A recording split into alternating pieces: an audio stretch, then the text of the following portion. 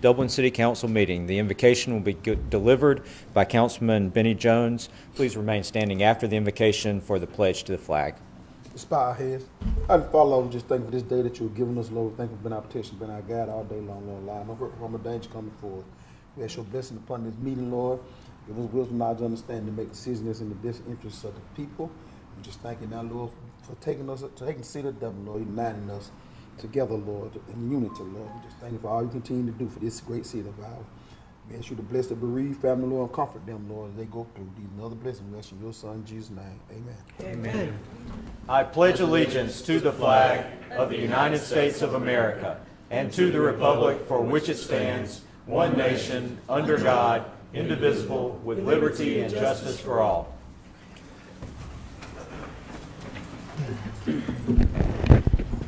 Good evening, everyone. Thank you for coming to this Dublin City Council meeting. We're going to begin with item number 1 on our agenda, which is approval of the July 16th, 2026 City Council meeting minutes. Those meeting minutes are in your packet. Do we have any questions for staff or any corrections of the minutes? Make a motion to approve the minutes. We have a motion from Councilman Smith, a second from Councilman Jones to approve the minutes. All those in favor, please say aye. Aye. If anyone is opposed, nay. The ayes have it. The minutes are approved.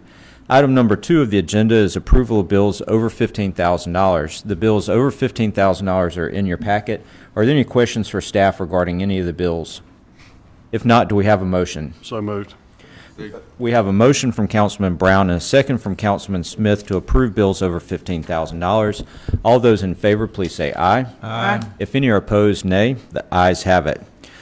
We'll move to item number 3 on the agenda, which is approval of purchases over $15,000. We do have 4 purchases this evening to discuss, and for that, I'll ask Mr. Powell, our city manager, to go through those purchases. Yes, sir. Thank you, Mr. Mayor.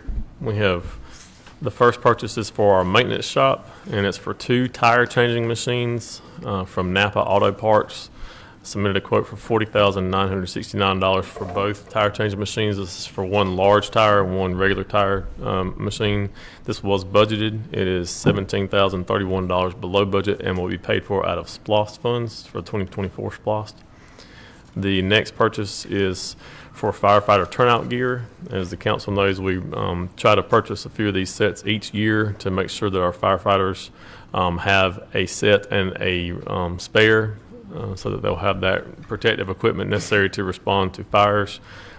This is for 6 sets, and it's from Bennett Fire Products in the amount of $27,134, which is $208 below our budgeted amount. We ask the council to approve that purchase. The next purchase is for an automated side loader garbage truck. This is a residential garbage collection truck. It'll be new for the city. It will only require 1 driver, and you all may have seen other cities that have these trucks, and it has a mechanical arm that extends out and grabs your can and dumps it into the back of the truck to dispose of it. And so we're going to test that out in Dublin and see how that goes. We have got the Houston Galveston Area Council Purchasing Cooperative has an agreement that they've procured out this truck in particular. It is $284,584.60. We did budget to purchase this. This is over $30,000 below the budgeted amount, and that also is coming out of the 2024 SPLOST. We recommend that purchase. The next purchase is for 5 vehicles for the police department. This is our continued effort to slowly and incrementally rotate out the fleet that the police department has. They currently have 68 vehicles, and out of the 24 SPLOST, we budgeted $350,000 to replace 5 of those vehicles. This purchase is for 5 vehicles from Hardy Family Ford out of Dallas, Georgia, and the necessary upfitting from Public Safety Products Incorporated out of Forsyth, Georgia. The total purchase is below budget, and we ask that you approve those purchases. The vehicle cost, it totals $237,382.80, and the upfitting is $110,616.78. All right, thank you for that overview of these proposed purchases. At our pre-council meeting, we dove into the details on some of these purchases, the cost, the budgeting, and the particular particular items that were suggested by staff. At this time, do council members have any comments regarding any of these purchases or any questions for staff? I was going to ask the chief, has the 6 new hires for the fire department started yet? Yes, ma'am, those, we've had a lot of them for either a year or less, so yes, ma'am, we have them all. So they only have one of those outfits? Ma'am, They only have one outfit to change in? the new hires that we're buying these for Right. have borrowed from someone else. Okay, All right. The- thank you. Yeah, I think they said the turnout gear has about a 10-year lifespan. So as we hire new officers, we have to buy new ones, and as the old ones expire from their usage, we try to replace them. So any other questions for Chief Cutler? He's here to answer any questions about this purchase. I know that Chief Moon was also here earlier to answer questions about the vehicles, and we discussed the type of vehicle that was chosen and, you know, the replacement of some vehicles that maybe were less durable than others, and he gave us a full explanation of why these particular vehicles were chosen. Any other comments or questions? Just appears that we're probably about $50,000 under budget on these items, which is a good thing. Mr. Daniels is the heavy man. Yeah. 71? I wasn't. Yeah. I wasn't taking He can tell you to the penny. Fourth item, but yeah. Right. So just for those who didn't hear, our city treasurer has just indicated that for these 4 items, we're $71,000 under budget. Further? A, C, and D, they're coming out of SPLOST, had a budgetary impact, a little over $600,000. Yep.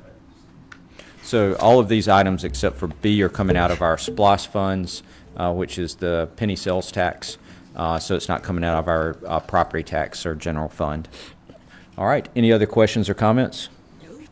Okay. I feel like as a council, we've done our good due diligence, and the staff has done a good job putting these materials together. Do we have a motion? Move for approval. We have a motion. We have a motion to approve from Councilman Brown. Who was the second from? From Councilman Jones. Any discussion on the motion? All those in favor, please say aye. Aye. If any are opposed, nay. The ayes have it. At this time, we'll move to item number 4 on our agenda, which is the second reading and a public hearing of an amendment to our Code of Ordinances related to alcohol distances. Mr. Powell. This is ordinance number 2610. It is an ordinance by the mayor and council of the city of Dublin, Georgia, to amend the Code of Ordinances regarding distance requirements for alcohol licensing for consumption on premises, to provide for severability, to repeal all ordinances and parts of ordinances in conflict herewith, to provide an adoption and effective date, and for other lawful purposes. Staff is, the city currently has exemptions for restaurants as far as their the distance that they have to be from churches and schools in the downtown area, and also in some areas on Hillcrest Parkway and Shamrock Drive adjacent to Dublin High School. This exemption just says that restaurants can locate in those areas, and even if they're within the normally prohibited distance for a church or a school. The areas in red on the map that you see there on the screen are what's currently in our code and exempted. Staff has done a review and had some discussions with the city council about other areas and main corridors that are commercial in nature that are ripe for having a restaurant or something like that may want to serve alcohol by the drink. And so now any restaurant or any business that would want to sell alcohol, and this is for consumption on the premises only, would still have to go through the conditional use permit process and meet all the other licensing, state law and local law requirements. This is just specific to their distance from schools and churches. So the ordinance as drafted would expand the exempted area for those businesses to the areas shown in green, which is the major highways in town, Highway 19, Highway 80, Highway 441, Industrial Boulevard, and the rest of Hillcrest Parkway. So this is a recommendation from staff, and we actually have a restaurant that would like to locate in one of the currently not exempted areas, and so that's kind of been the impetus behind this ordinance coming to be. It's strictly consuming on premises. Strictly for consumption on the premises, this does not apply to package sales. Yeah, this does not apply to nightclubs. It doesn't apply to liquor stores, lounges, clubs, anything like that. And I think if we just kind of like look back at where this came from, there are more churches that are locating in shopping centers now. That used not to be as big of a thing, but now you can go into what would normally be like a retail area where you may have a grocery store, a movie theater, or just retail area with restaurants, and then you might have a church in one of the storefronts. And under our current ordinance, when you have a church that's in a storefront like that, it means you can't have any restaurants that have buy the drink sales within a certain distance of it. So this ordinance was intended to allow those businesses that are in a retail type environment, which is the major corridors there, to be able to serve on premises only, and again, not for any nightclubs or liquor stores or anything like that. Any comments, or do we have I guess we need to have a motion before we have any comments or You anything. gotta close the city council. and have a Thank public you. hearing. That's right. This is a second reading, so before we have a vote on it, we need to have a public hearing. So at this time, we will close our city council meeting and open a public hearing to receive comment regarding this proposed ordinance. Is there anyone here who would like to make a comment regarding this proposed ordinance? Yes, come forward, please. Yep.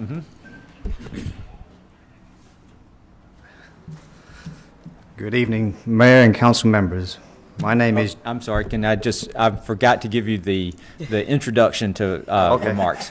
So this is, we're welcome to have your comments if you can say your name and if you're from Dublin or not, and also our city clerk, Ms. Rozier's there, just so that we have an opportunity for everyone to give comments. We ask you to limit those comments to 3 minutes. And if for whatever reason you need extra time, then we can come back at the end and see if you have additional comments. Okay. All right, thank you. Well, my name is Jay Patel. I've been a resident in Dublin for 26 years. I'm the current owner of 903 Hillcrest and 905 Hillcrest Parkway shopping plazas. I would like to speak in support of granting liquor licenses on Hillcrest Parkways. I have a vacant unit in which La Michoacana Mexican restaurant wants a liquor license.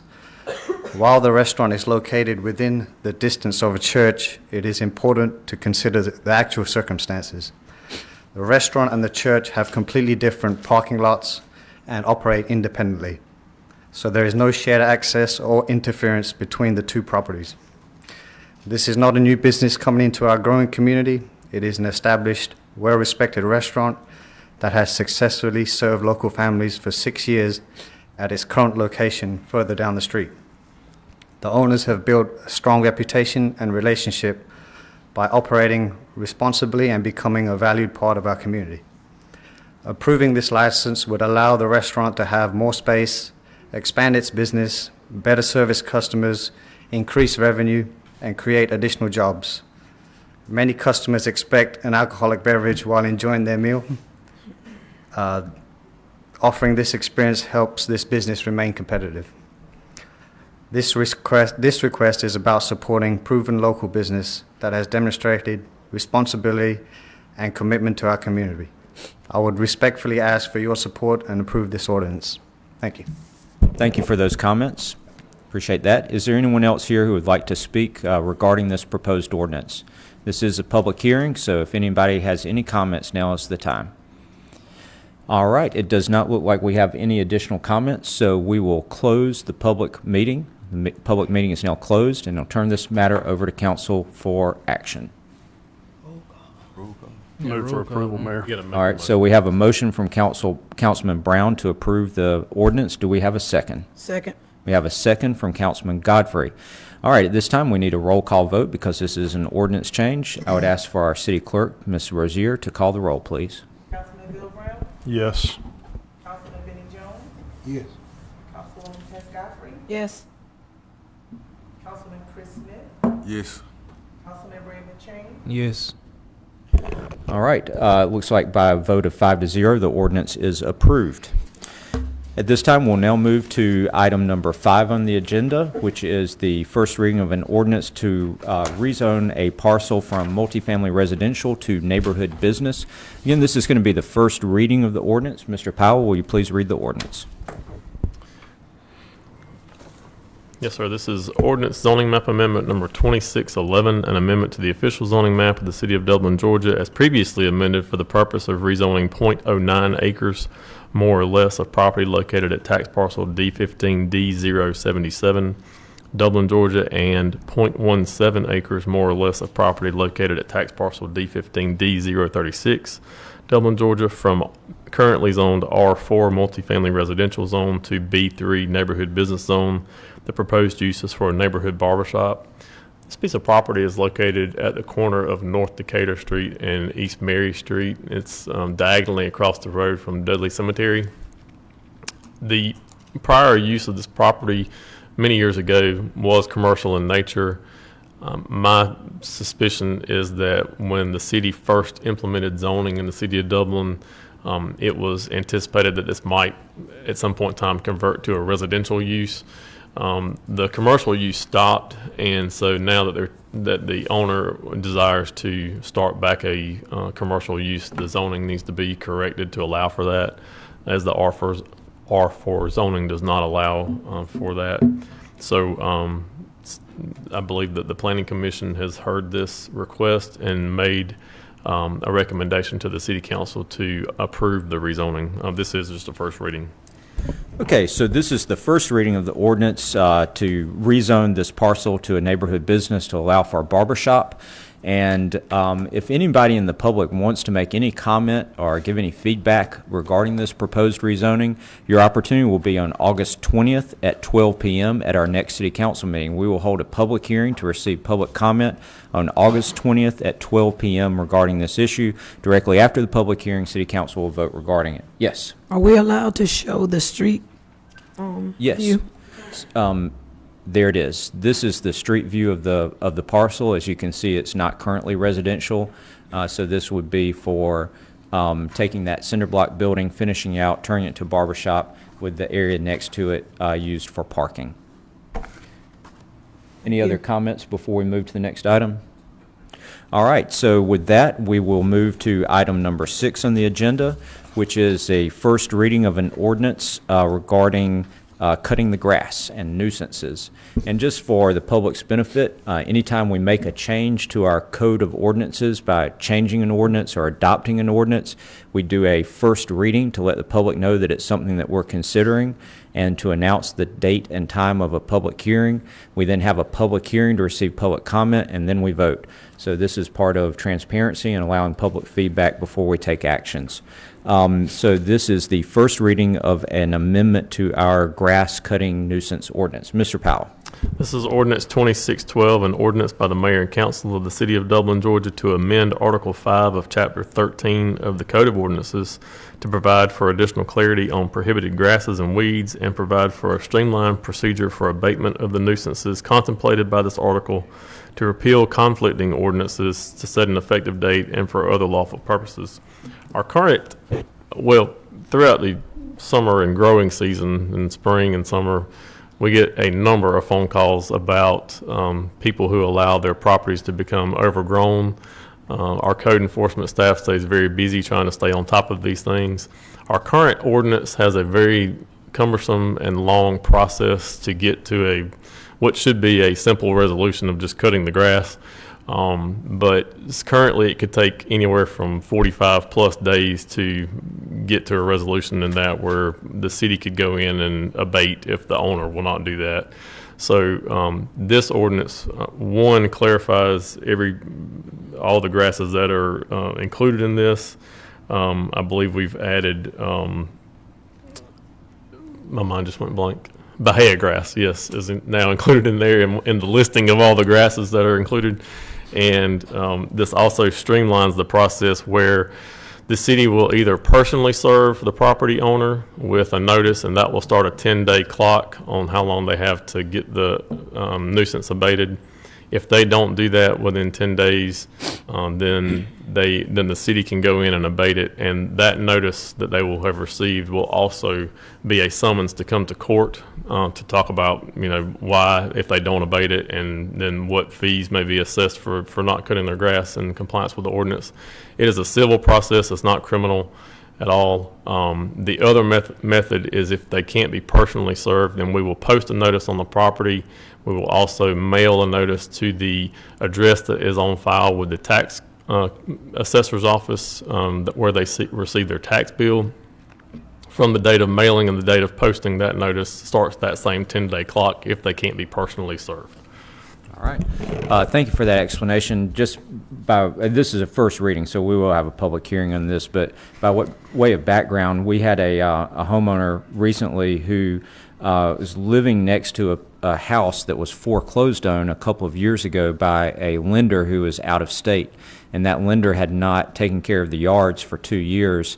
And, she called the city to say, what can you guys do about getting this grass cut?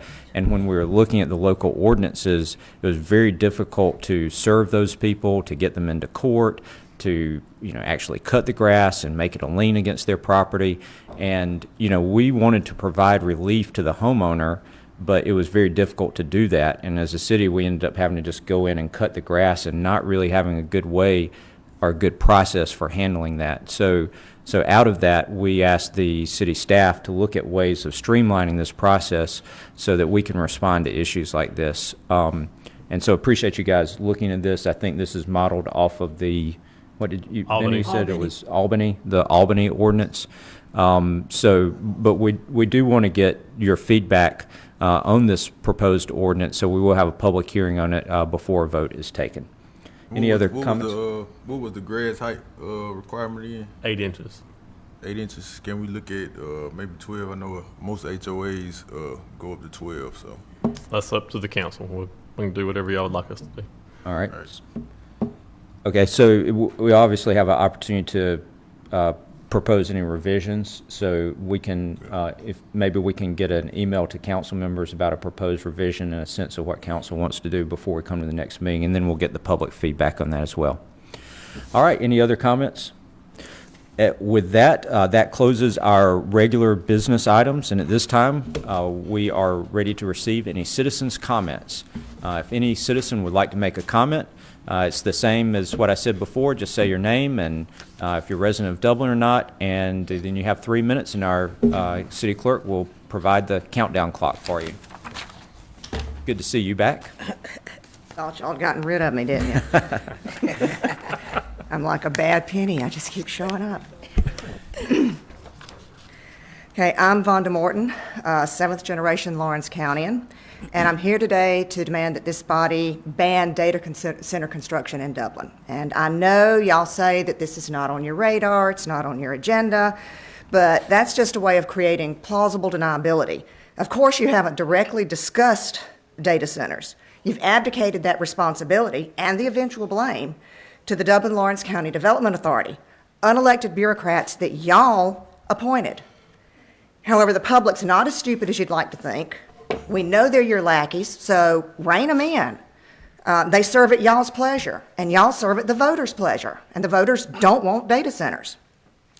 These data center developers seek out rural areas with lower zoning restrictions because in their contempt for rural and small-town America, they assume that we residents will bow and scrape and be ever so grateful as they ruin our lifestyle for their profit. I got news for them and for y'all. We won't, and we're not. We like our rural, small-town lifestyle. We like being able to see fields and forests all around. We like having abundant water and wildlife. Stop trying to make us some big city clone. We don't want that. Further, have y'all looked at the joint comprehensive plan dated August 2024? Allow me to quote from it. Page 68.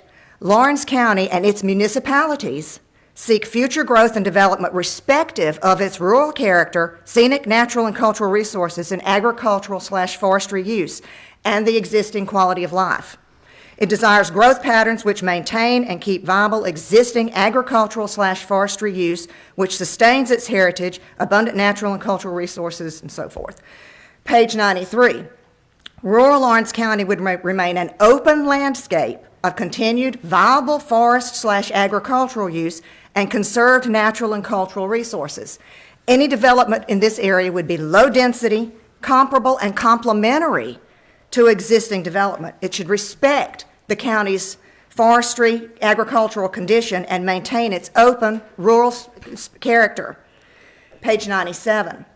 The abundant natural resources of Lawrence County are important to its environment, scenic landscapes, existing and future economic development, and quality of life.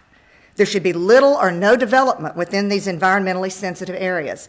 Any compatible uses should be of low impact, respectful, and supportive of maintenance of natural functioning.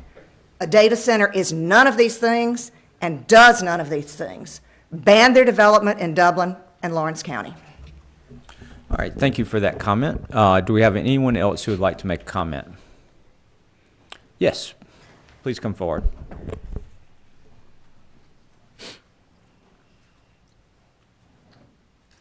Good evening, Mayor and Council. My name is Nicole K. Nolan, and I'm new to the city of Dublin.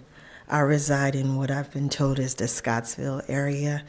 I'm here today representing my son who owns property in the Scottsdale area and also on Robert Street's area.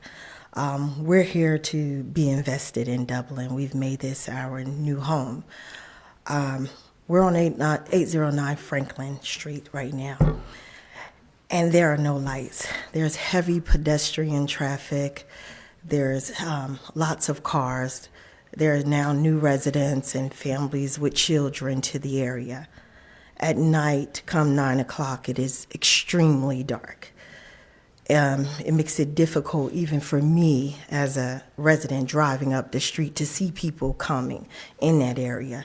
I'm asking just simply if the council, the mayor, would see fit to install lights, street lights down that area for the safety of the residents, and also to bring Dublin, which I feel is a beautiful city, just a little bit up to par in that area right there, because it's very dangerous and it's simple. Thank you all. All right, thank you for that comment. And I would say, I know that you said that you're new to Dublin, and the way that we're organized politically is we have the city broken into wards, 4 different wards, and then 3 at-large members. Your ward representative, I believe, is Benny Jones. So he can always advocates very strongly for improvements in his district, as do all the district representatives. So just for future reference, but we certainly appreciate the comment, and we'll look into the lighting in that area. And Robert Street is Councilman Chris Smith. So, all right. Well, thank you for coming this evening. Any other comments? Yes, please come forward.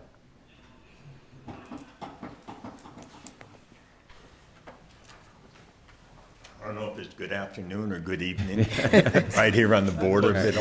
Yes, my name is Peter Lipsky. I live in the city, and I want to talk to you about something in our future about e-bikes. They're starting to run around, and right now I don't see the kids as much, but I see adults. One today, where I live on Pinehurst Drive, we have 2. And what I see is they don't have helmets on, and they ride down the street. They don't have a rear view mirror, and they ride down the street. They only have a light on the front that when you buy that e-bike, that's what they sell you, the light on the front. They don't put the light on the back. They don't put directionals, and they drive on our streets.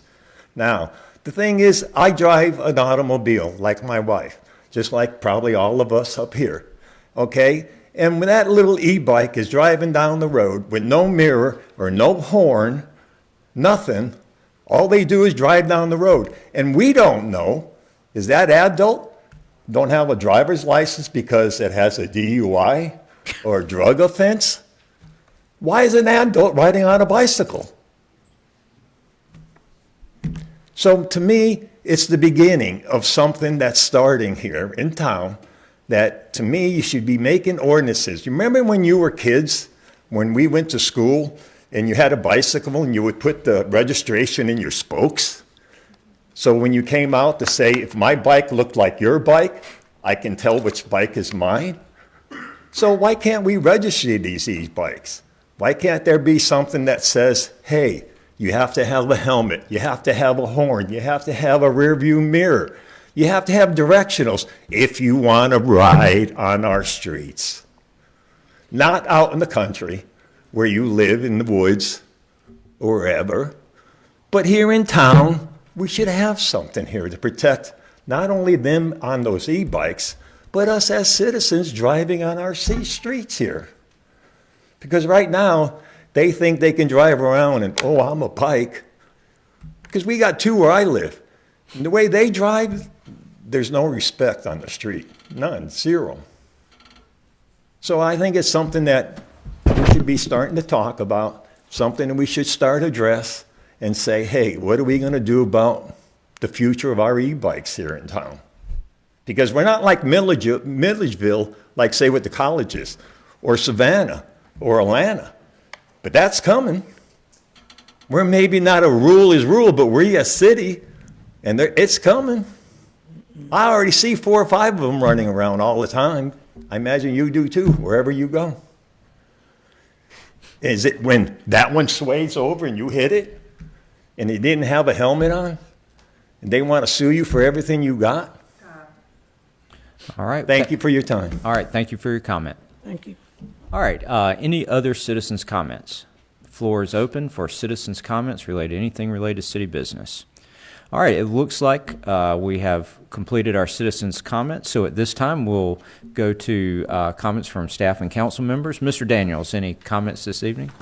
All right. We're happy to have Mr. Duke Groover back with us, our city attorney. That's right. So, yeah, Mr. Groover was telling us he's been in trial for the last couple of council meetings, so he is back at his post here with us tonight. Appreciate you coming again. Our city clerk, Dorothy Rozier. All right, thank you. Councilman Brown. Just thank everybody for being here. We got school starting back, it has started back, so everybody be safe out there, kids on the road, so, and everybody have a wonderful weekend. Thank you. All right, Councilman Jones. Thank you, man. Thank everyone for coming out, and appreciate the council, citizen comments, and to continue to bring us that, contact your official about what you have, and just be safe. Like Councilman Brown said, school has started. Be careful with the buses out there on the road. Remember laws concerning bus when they stop with a stop sign out, and be mindful of the kids walking down the street going back and forth to the bus stop and going to school. Everyone be safe and have a good weekend. All right, thank you, Councilman Jones. Councilman Godfrey. Thank you, Mayor. I'd just like to thank everybody for coming out. I'm losing my voice. I apologize. Miss Nicole, welcome to Dublin. And if I could do anything to help you, just let me know. I'm at large, so I can go in all the wards.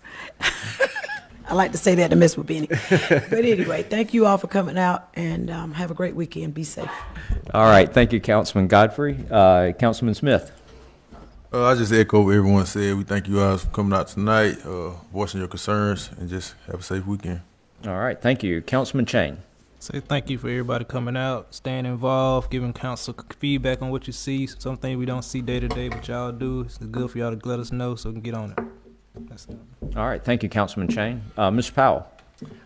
Ms. Nolan, I think that I have good news for you that Councilman Jones has already been on top of that issue in the very area that you were asking about, and I think we have a contract in the works with Georgia Power. I'm not sure where it is in the process, but it needs to be executed to get a new street light put up and right there on your block. If it's North Franklin Street, 809 North Franklin, yes, I believe that's where that light will go. So good news there. I know that recently, last weekend, we had a significant stormwater event, and I appreciate all of the city staff's quick response to those situations that developed as a result of that storm. The city's infrastructure, there's lots of cities flood for various different reasons, and we have some good city stormwater infrastructure. I don't think that any infrastructure could have accommodated that much water in such a short amount of time. But as I rode down and looked at the market on Madison flooded and the area in front of the police department, all of that water was gone within an hour. So the stormwater system was working. It just couldn't handle that much that fast. So, but I do appreciate the public's patience with us and that, and also public safety for looking after everybody else's safety to make sure that the roads could be traveled safely. If you had a particular issue with stormwater at your residence or business, I tried to go around, and all my staff was going around trying to document that.